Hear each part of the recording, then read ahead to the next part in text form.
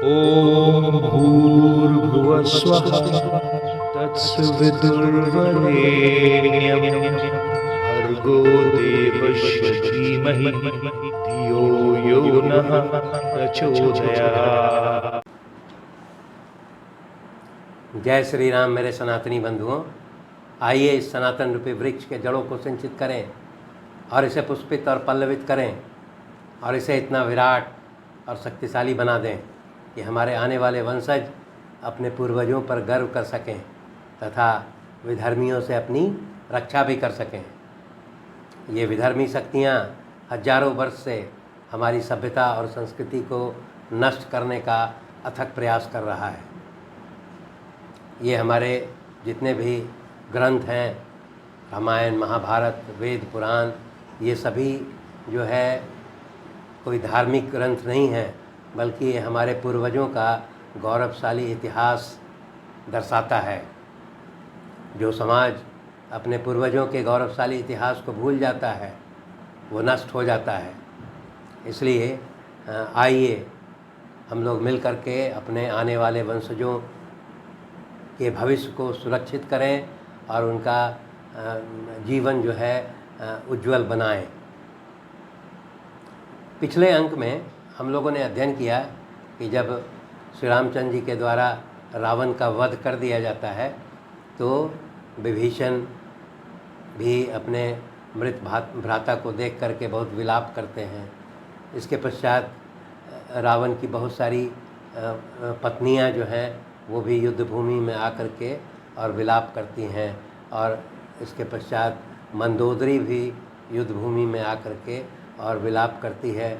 ये सभी लोग जो है रावण को कोसते भी हैं कि आपने सीता को जो हरने का काम किया था वो आपके द्वारा ये पाप कर्म किया गया था और इसी के कारण आपको आज के दिन जो है ये युद्ध भूमि में मृत्यु को प्राप्त करना पड़ा है।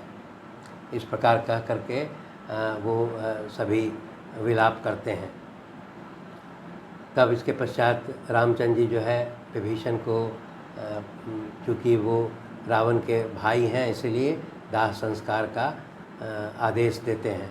सर्वप्रथम तो विभीषण दाह संस्कार करने से इनकार करते हैं, परंतु श्री राम उनको समझाते हैं कि किसी व्यक्ति से जो बैर है वो उसके जीवन काल तक ही होता है और उसकी मृत्यु के पश्चात उससे बैर करना ये उचित नहीं है। इसलिए वो विभीषण को दाह संस्कार का आदेश देते हैं। उसके आलोक में विभीषण जो है रावण का दाह संस्कार करते हैं और जल से जलांजलि भी देते हैं। इस अंक में हम लोग युद्धकांड के 112 और 113वें सर्ग के बारे में अध्ययन करेंगे।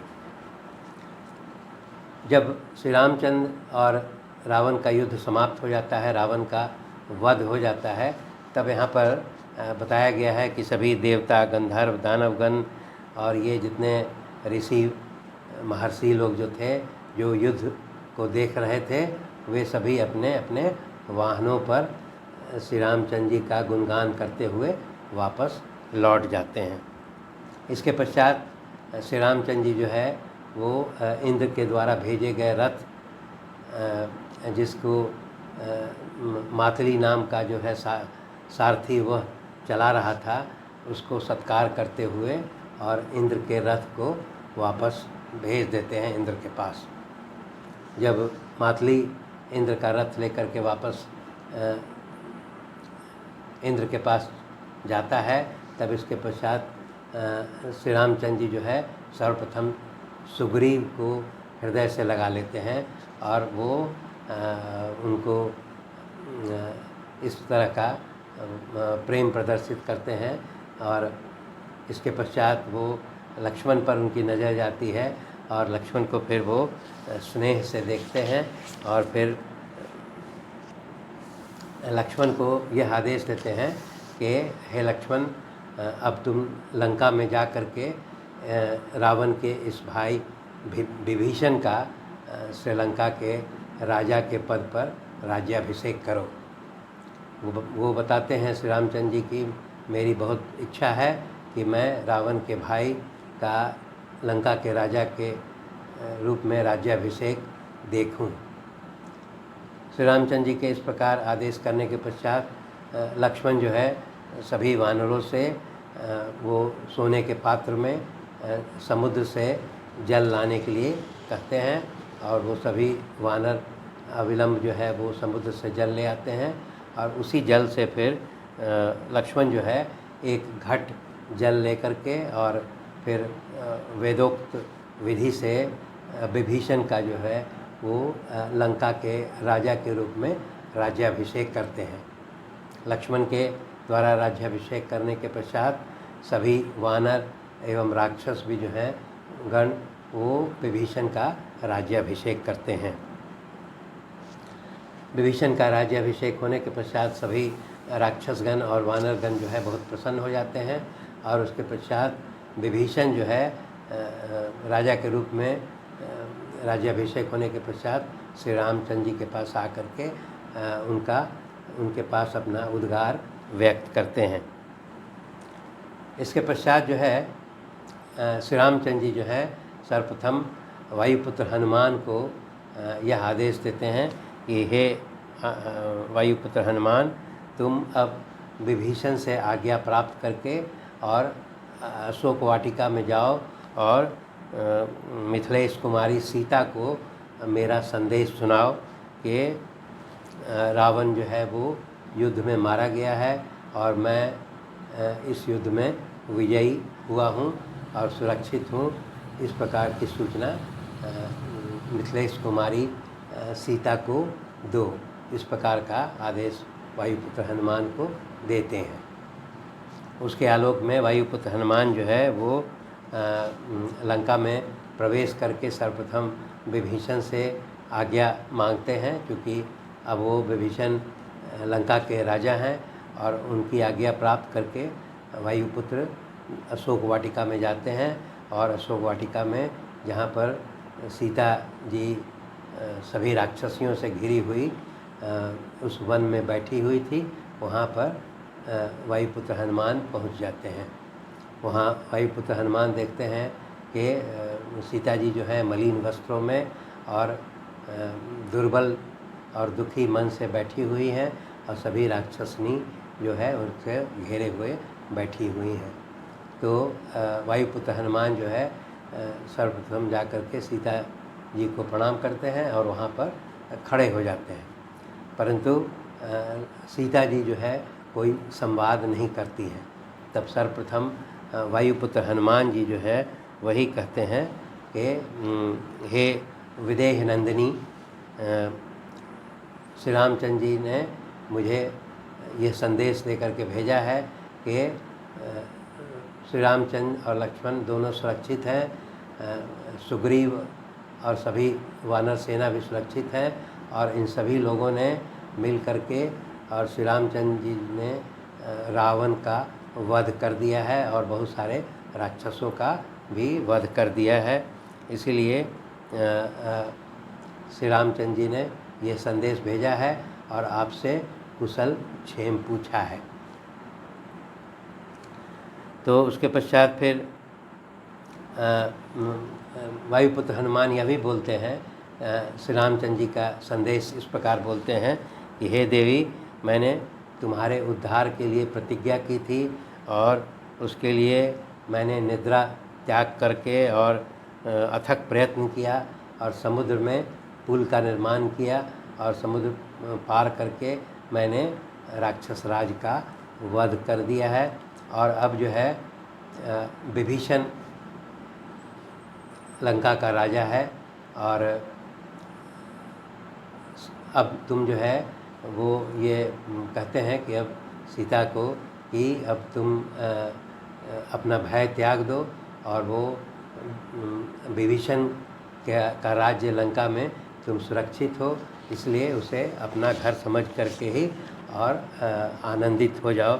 इस प्रकार का वो संदेश वायुपुत्र हनुमान देते हैं। वह यह भी कहते हैं कि कुछ समय में ही लंका के राजा विभीषण जो है तुमसे मुलाकात करने के लिए तुम्हारे सम्मान में आएंगे। इस प्रकार जब वायुपुत्र हनुमान सीता जी को संदेश देते हैं तो सीता जी के चेहरे पर तो प्रसन्नता छलक जाती है, परंतु उनके मुंह से कोई शब्द निकल नहीं पाता है, गला भर्रा जाता है। तब उसके पश्चात वो कुछ बोल नहीं सकती हैं। तब फिर वो बोलती हैं कि हे वायुपुत्र हनुमान, तुमने इस प्रकार का जो सुखद समाचार सुनाया है, जिसको मैं सुनकर अति आनंदित हो गई हूँ, इसलिए मेरा गला भर आया है और मुझे प्रथम वाक्य बोलने में बहुत कष्ट हो रहा है। इस प्रकार का बात कह करके और फिर कहती है कि अभी मैं पाती हूँ कि मेरे पास कोई ऐसी चीज़ नहीं है जो तुम्हें इस प्रसन्नता को देने के क्रम में तुम्हें पुरस्कार स्वरूप दे सकूं।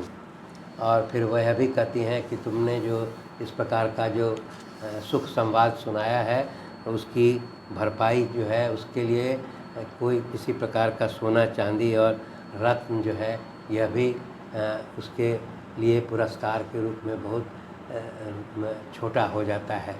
इस प्रकार का वो कहती हैं। तब वायुपुत्र हनुमान कहते हैं कि हे देवी, आपने जो है इस प्रकार सारगर्भित बात मेरे लिए कही है, ये मेरे लिए छोटा पुरस्कार नहीं है। और फिर वो कहती हैं कि वायुपुत्र हनुमान कहते हैं कि श्री रामचंद्र जी ने अपने शत्रु का वध कर दिया है और वो स्वयं भी सकुशल हैं, इसलिए मैं अनुभव करता हूँ कि मेरे सारे प्रयोजन जो है वो सिद्ध हो गए हैं और इसलिए देवताओं से के राज्य आदि सभी उत्कृष्ट गुणों से युक्त जो है फल जो है वो मुझे प्राप्त हो गया है, इसलिए मुझे किसी पुरस्कार की आवश्यकता नहीं है। इस पर सीता जी जो है वो वायुपुत्र हनुमान का बहुत बड़ाई करती हैं। वो कहती हैं कि तुम वायु देवता के प्रशंसनीय पुत्र हो और परम धर्मात्मा हो। शारीरिक बल, शूरता, शास्त्र ज्ञान, मानसिक बल, पराक्रम, उत्तम दक्षता, तेज, क्षमा, धैर्य, स्थिरता, विनय एवं अन्य बहुत सारे गुणों से तुम सुशोभित हो। और इसलिए वो यह कहती हैं कि तुम्हारी वाणी जो है वो बुद्धि के 8 गुणों से युक्त है। यहाँ पर बताया गया है कि बुद्धि के 8 गुण कौन कौन से हैं। सुनने की इच्छा, सुनना, ग्रहण करना, स्मरण रखना, तर्क वितर्क, अपोह, अर्थ का ज्ञान होना, तत्व को समझना, ये सभी बुद्धि के 8 गुण हैं। और सीता जी कहती हैं कि तुम्हारे ये वचन तुम्हारे योग्य हैं और तुम्हारे वचन जो है वो बुद्धि के 8 गुणों से विभूषित हैं और ये तुम्हारे लिए उचित है। इस प्रकार का वो कह करके फिर वायुपुत्र हनुमान को स्नेह देती हैं। इसके पश्चात वायुपुत्र हनुमान जो है वो इच्छा भर ये जताते हैं कि हे देवी, अगर आप मुझे आज्ञा दीजिए तो ये जितनी राक्षसियाँ जो आपको हमेशा डराती धमकाती थी, मैं इनका वध कर देना चाहता हूँ, क्योंकि ये बहुत दुष्ट हैं और इनके चेहरे से क्रूरता टपकती है, इसलिए मैं इनका वध करने देना चाहता हूँ। इसलिए वो सीता जी से इनके वध की आज्ञा मांगते हैं। परंतु यहाँ पर सीता जी अपना बड़प्पन दिखलाती हैं। वो कहती हैं कि ये जितनी राक्षसियाँ हैं ये बेचारी राजा के अधीन थी और राक्षस राज के आदेश के आलोक में ही ये मुझे डराती धमकाती थी और ये स्वामी के आज्ञा से ही सब कुछ कर रही थी। और जिस समय इनको ज्ञात हो गया है कि रावण का वध हो गया है, उस समय से ये मुझे डराती धमकाती नहीं है। इसीलिए वो वायुपुत्र हनुमान से कहते हैं कि यह स्वामी के आज्ञा से जो कार्य कर रही थी, इसलिए इनका कोई दोष नहीं है। अगर इनके द्वारा किसी प्रकार का दोष हुआ भी है तो मैं इसको क्षमा करती हूँ। इसलिए वायुपुत्र से कहती हैं कि तुम इसको मारने का विचार मत करो। इस प्रकार फिर वो यह भी कहती हैं कि कोई बुराई अगर करता है, पाप कर्म करता है, तो उसके बदले में किसी सज्जन व्यक्ति को भी उसके बदले में पाप कर्म नहीं करना चाहिए, बल्कि उसको क्षमा कर देना चाहिए। इस तरह का बात कहती हैं। इसके पश्चात वायुपुत्र हनुमान जो है वो सीता जी से कहते हैं कि अब आप अपना संदेश मुझे दीजिए, जो मैं श्री रामचंद्र जी से जा कर के सुना दूंगा। तब सीता जी कहती हैं, अपनी इच्छा जताती हैं कि मैं अपने भक्त वत्सल स्वामी श्री रामचंद्र जी का दर्शन करना चाहती हूँ। और तब वायुपुत्र हनुमान जो कहते हैं कि मैं शीघ्र ही श्री राम के पास जाऊंगा और उन्हें आपका ये संदेश सुना दूंगा। और फिर वायुपुत्र हनुमान वहाँ से अविलंब श्री रामचंद्र जी के पास पहुँचते हैं और सीता जी के द्वारा कहे हुए संदेश को श्री रामचंद्र जी को सुना देते हैं। धन्यवाद।